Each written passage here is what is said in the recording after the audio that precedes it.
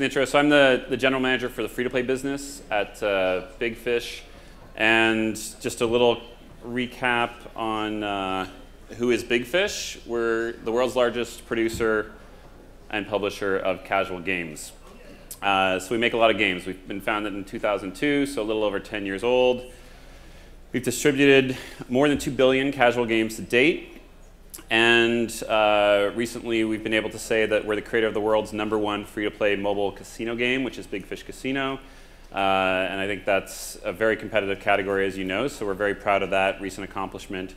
We are expanding aggressively into free-to-play. So I think we're certainly best known for PC Mac download, and we're certainly best known for the sort of freemium try-before-you-buy model. A big part of our growth strategy moving forward is free-to-play. Currently, with only a handful of free-to-play games, we are a top 10 iOS publisher. We are top 5 on iPad. And our PC Mac App Store is huge. If you've worked with us in the past, you know this. We've recently launched some free-to-play download and online games there, and those games have been very successful. So if you have a successful free-to-play game, either a web-based game or an iPad game, and you're looking for additional audience, we'd love to talk to you about getting your game distributed on our App Store. Currently, we work with about 140 different development partners worldwide, and we have a library of about 3,000 games. We're in Seattle, Oakland, Vancouver, Ireland, and Luxembourg. So that's us. And I really do want to stress, even though we're early in free-to-play, the team that built Big Fish Casino has been at it for about 3 years. So some of the lessons I'm going to share with you really come from working with that team, talking with that team. They come from a lot of hard-fought learnings and a lot of mistakes along the way. So I think that there are certainly some other companies in the casual gaming space who you might think have more history or more experience in free-to-play gaming, but Big Fish has quite a bit, and we're happy to share that with you today. All right, so you want to make a free-to-play game. Well, let me give you some advice. You should plan for about 2 to 3 weeks of live beta, and then plan for a client update every 4 to 6 weeks. For monetization, just make sure you've got some currency and virtual goods in there. You should be all set. Engagement, most of your users are pretty similar, and you'll get a few really crazy people that'll play your game 3 times a day. Really, for analytics, all you need is a few high-level metrics. That's it. You're covered. And last but not least, make sure that you send some sort of message or notification to your users every 1 to 2 weeks. So do this, and you've just made the top 5 mistakes in free-to-play gaming. Right? So let me talk through each of those, why it's a mistake, why it's somewhat of a common mistake, and then the best practice that you actually need to make a hit free-to-play game. All right, so let's say we've got a game, say it's January of the year. We want to get our free-to-play game live late August, early September. Sort of, the App Store starts to heat up then. So we've got a bunch of time, we've got a bunch of money, we've got a team, and so that's our launch date. And this is, most developers that I talk to kind of plan for this. We're going to work. We're going to get you beta. We're going to get it live. We're going to take a look at the metrics.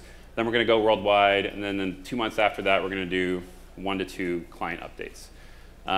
This isn't a bad thing, but really what you want to be doing is this. You want to get a product live in beta as quickly as you possibly can. And you want to get data rolling in very, very rapidly. And then you want to set yourself up to be able to iterate during that beta much, much faster than Apple is going to let you. So basically, very, very rapid updates. One of the advantages of partnering with us on our PC App Store is we're going to let you update your client as often as you want. Right? And so if you want to release a free-to-play game with us on our PC App Store, send us an update every 2 days, 3 days. We'll get it live for you. On iOS, the way you can do this, which is very important, is to put a lot of the data that you're going to want to tune server-side and allow yourself to be doing very, very rapid updates, both up through beta and after launch. And a great example of this is a game that we partnered with a studio on called Matchup by Big Fish. This entire game, the vast majority of the gameplay logic and server logic existed on a server. And so what they were able to do is very, very rapidly make changes to very meaningful portions of the game. We're not talking about just changing economy variables, but actually changing the structure of the tournaments, and really making it impactful changes. So the more that you can set yourself up for meaningful, impactful changes that can happen frequently during your beta period, the more likely you are to be able to enact real change during beta and actually be ready to go worldwide. You know, the going worldwide, launching a game with metrics that are well below what you expect, and thinking that over the series of several months and client updates you'll get it there is a very, very risky strategy. We prefer to go live with high confidence that we've got a game that's got hit potential.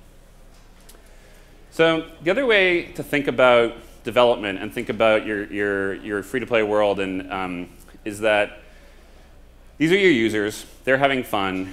They're dancing and playing. And in the era of sort of premium games, these users would have been, well, you know, out there having fun with your game, and you've moved on. You're making your next game, right? You're like an author who's put a book on the shelf, or your publisher. We've given you some editorial notes along the way. Someone's bought that book, and they're enjoying it. And you know, you're completely removed from their process of enjoying the product, other than the fact that you put a lot of blood, sweat, and tears into it up front. So in that respects, you know, you were sort of the author of that book, but it's a finished piece of creative. Now, if you want to make a hit free-to-play game, think of yourself as a nightclub operator.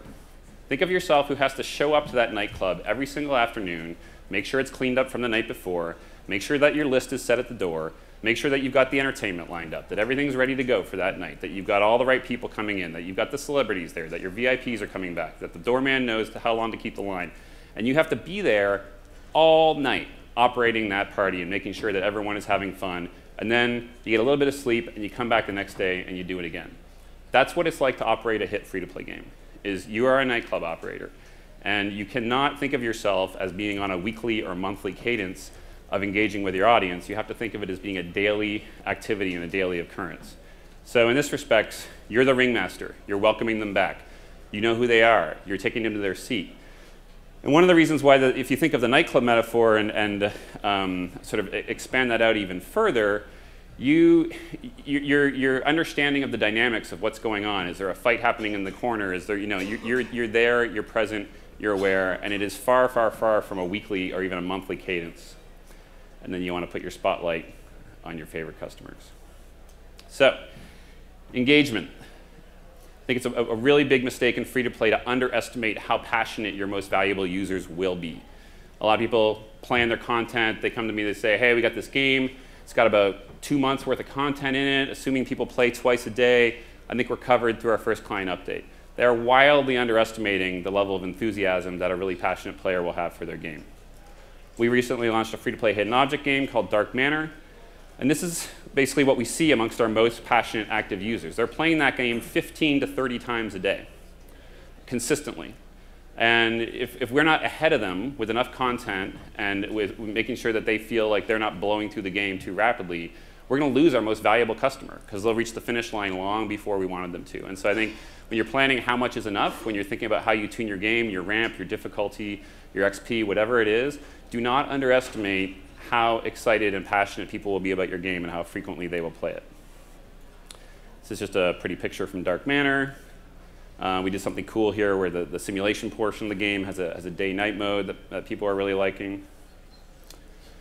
So monetization. I think monetization is something that is typically really underestimated, how complex it is and how difficult it is to design a virtual economy.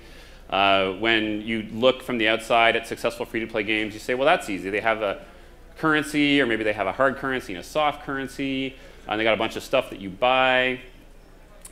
It seems like I can do that. You know, I'm just going to take my game design idea over here. I'm going to have a currency, and I'm going to have a store, and I'm going to make lots of money. A lot of people have tried that, and there's a lot of bodies by the side of the road all over free-to-play with people who didn't understand that monetization is a much, much deeper and more challenging problem than just having your currency and your virtual good. We learned this as well. Here's Fairway Solitaire. It's the world's most successful free-to-play solitaire game. It's a very, very high-quality game, and it has virtual currency. And we put a virtual item in it, which is like, hey, you can buy customized cards. This is really cool. They're card backs. Okay, you know, it's a certain amount of golf bucks. How much money did we make? Well, we made $0 off of that. Absolutely no money. No one bought it. The game has tons and tons of users. Nobody cared. Because we weren't in any way communicating to the user a real value associated with this virtual good. And it had no value. It had no gameplay value. It was just pure vanity. So what we focus on is very clearly communicating the gameplay value of the item to the player. And in this respect, your team is like, they're setting the window at the Macy's store. They're putting the outfits on the mannequins. They're doing the lighting. You are merchandising. If you think you're doing anything less than merchandising a store, you're wrong. You have to think of yourself as someone who is operating a retail outlet. And if you're not communicating not only the long-term value, but also the immediacy of the value, maybe it's a limited time offer, maybe it's a sale, maybe it's 2 for 1, whatever that is, every single trick in retail, find a friend who's in retail sales and take them out for dinner and pick their brain about how they sell stuff when they're working the floor. Because that's how you need to be operating your game, and that's how you need to be operating your store.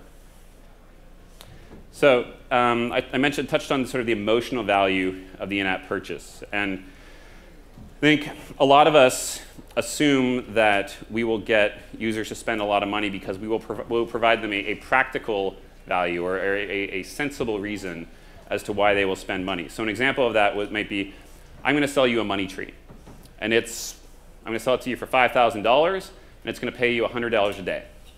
Do you want to buy that tree? Well, okay, that makes sense, because if I get $100 a day over 50 days, and I'll make my money back, and then I'm profitable. And you know, I think we in our virtual economies oftentimes design these very practical ways of monetizing users, and this works, right? You can sell power-ups and boosts and things that users will value either in the moment or for the long run. But what's ultimately better than that is if you can get a user to value their time, right? What's an hour of my life worth? What's a day of my life worth? And a lot of free-to-play games monetize using this convention where they offer accelerants. They basically say, you know, it's a convenience factor. This works better. What works really well, though, is when we start heading out into the right-hand side of this spectrum.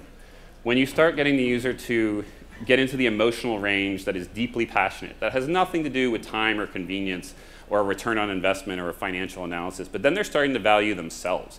They're starting to value their pride, their status. That's meaty. That's going to get them to spend. And then you step out even further, and it's like, oh, you have a chance. You have a chance. There's some luck. There's some probability. That is really going to get people. And then ultimately, what really drives people is the notion that they have something super spectacularly scarce and rare. And if you look at the games that are monetizing extremely well today in the App Store, they're building a lot of mechanics around the right-hand end of this spectrum. The left-hand end, yeah, that works. And certainly in the early days of free-to-play, you could get a lot of users to spend money based on their time or based on sort of a calculated decision. But where you really want to be playing to drive deep monetization is out on the right-hand side. And one of the questions I ask people when they show me a free-to-play game is I say, explain to me the mindset of a person who is spending $100 a day in this game and why they're doing that. And if they can't do it, then I don't believe they have a hit free-to-play game. Because if you can't imagine a world where someone's spending $5,000 to $10,000 on your game and you're not designing for that and solving for that, then you're really going to miss an opportunity. And that's an emotional decision. That's not the way I think about that is that's really the user expressing themselves, that they're passionate about the game. Personally, I'm a very deep spender in a lot of free-to-play games. I get very passionate and excited about the games and have advanced very far in a lot of games. And when I'm in those moments of spending, I'm not sending money to the developer. I'm spending money on myself. It's an impulse buy, right? It's completely indulgent. It's no different than buying the high-end item that I don't really need, but that I want in that moment, and that's my mindset. So get users spending money on themselves, have them doing it in an emotional state, and that's where real monetization comes from. Analytics. Here's a common mistake. People come in and say, I've got this game, it's great. Here's my DARPU. It's got great DARPU. Got like 27-cent DARPU. Okay, or ARPDAU, depending on which acronym you like. Well, here's an example of a game that grew. It's not a real game, it's a fictitious game, but here's an example of a game that actually grew its revenue per daily active users from 8 cents to almost 40 cents over 6 months. Where do I sign? How do I get this game, sign up for Big Fish, right? Here's the daily active user and revenue curve for that exact same game. Users plummeted, revenue plummeted, but you know what? Users plummeted a little bit faster than revenue did, so the DARPU went up. And this is a really important lesson if you're just going to obsess over one KPI or someone's going to tell you about how great their one stat is in their free-to-play game, is you can have a game with phenomenal monetization that has 6 people that stuck around long enough to care on a per-user basis, and this is really critical. So when we're evaluating games or looking at whether or not games should come out of that period in the free-to-play, We're looking at a whole host of metrics together in aggregate. And then we're also looking at very specific game metrics. So here's another example from Matchup where we distilled this game down because it's a boost-based economy, that the metric we really cared about was how many boosts were being used per game, because this really represented the key sink in the game and how many boosts were being drained out of the economy. And then ultimately, users would buy more boosts. And this was critical to us and far more important than D1, D7, D30 retention, ARPDAO, ARPPU, all that stuff, because if this wasn't working, we weren't moving forward. Notifications. I hear all the time, you know, it's kind of irritating when I get too many push notifications on my phone or when I launch an app and there's a pop-up there. We shouldn't do that because we don't want to tick off our users. We're going to hurt retention. Well, what we've learned, and if you've got Big Fish Casino installed on your phone, you're very conscious of this, is that you need to message your users constantly. And because ultimately what you're netting out to when you get 100,000 installs is you're going to net out with 15, 20, 25,000 daily active users. A group of those people, they're already with you. They're on board. If you're going to lose them, you're going to lose them. But when you're actually at the point where you've got people who are playing your game 10, 15 times a day, they want you to tell them about stuff. They want to know if there's a sale or if they're missing out on something. They want to know about the new content. They view it as extremely valuable. In fact, if they don't have notifications turned on, the first thing you want to do is tell them what they missed when they were gone, when they come back, so that they go and turn their notifications back on. And so we are very, very aggressive in Big Fish Casino. These are the pop-ups that I got within the first 4 minutes of playing the game that appeared over top of my play experience. And every single one of them was valuable to me. It was telling me about the reward center, what was available there today. It was telling me that there were some free chips available that were incented by a particular in-game action. And none of these were annoying to me. They were all, you know, they were the equivalent of understanding that, you know, getting a coupon or a brochure or something that in an experience that I already love. It's like I show up at Disneyland and they tell me that the line is shorter over there, or that you know, this particular ride has a special attraction going on today. That's what you're doing when you send users these types of messages and notifications, and do not be shy with them. So, to summarize, it's only got a few minutes left before the Q&A. When you're creating a free-to-play game, think about you are the host of a daily entertainment destination. And that's your job from the moment you say go and the moment you have more than one user. You are hosting them. And they expect to play your game and enjoy your game and engage with you on a very rapid cadence. And you need to be there to meet them in every way that you operate the game. Obviously, simply having virtual currency and virtual goods does not work. You have to talk about the emotional value and use your metrics to understand the emotional value in the game.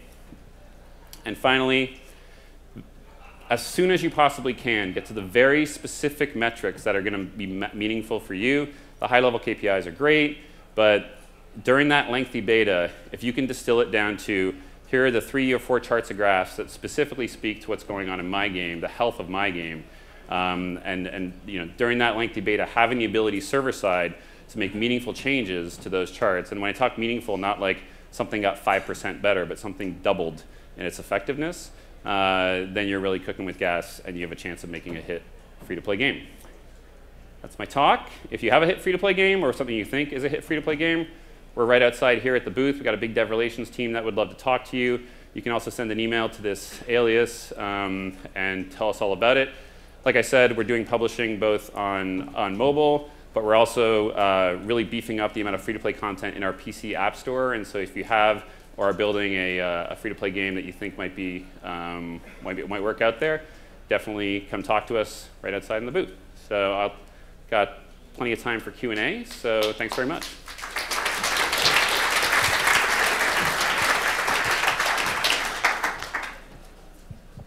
All right, questions? I answered all of them. None. Nobody has any questions. How many people have made one of these mistakes? There we go. All right, well, there's no questions for the group. Oh, there's one.